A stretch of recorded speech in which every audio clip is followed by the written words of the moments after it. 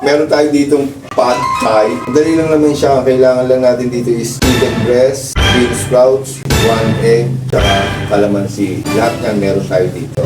So tara, luto na tayo. Meron tayo ditong kumukulong tubig. Patayin na natin yung ating apoy. Tapos isosok lang natin itong ating rice noodles. Para kami nagpapalambot dito ng spaghetti noodles. Okay, simulan na natin magluto ng ating pad thai. Gigisa lang tayo dito ng bawang. Tapos sunod natin itong sibuyas. Tapos lagay na rin natin itong ating chicken. Gisa lang natin. Paminta. Tapos tabi lang natin siya. Lagay tayo dito ng itlog. Pwede namang isang itlog lang, pero ako 2 itlog lang ilalagay natin.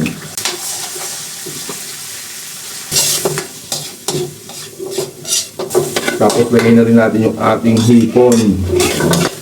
Tapos yung ulo ng hipon, pinakuluan natin siya kanina, tapos kinuha natin yung katas niya, tapos lagay rin natin. Tapos lagay na natin yung ating rice noodles. Yun o. Tapos, lagay na natin itong ating sauce, yung ginawa nating sauce kanina, hindi ko na naipakita sa video. Itong sauce natin, halo-halo yan na tamarin, patis, brown sugar, tapos konti suka. Yun lang yung sauce natin. Hindi ko na naipakita sa video kanina. Tapos yan, haluin lang natin ng haluin. Tapos, kailangan natin dito ng beans, sprouts, o yung toge, lagay na natin. Yan. Tapos, haluin lang natin.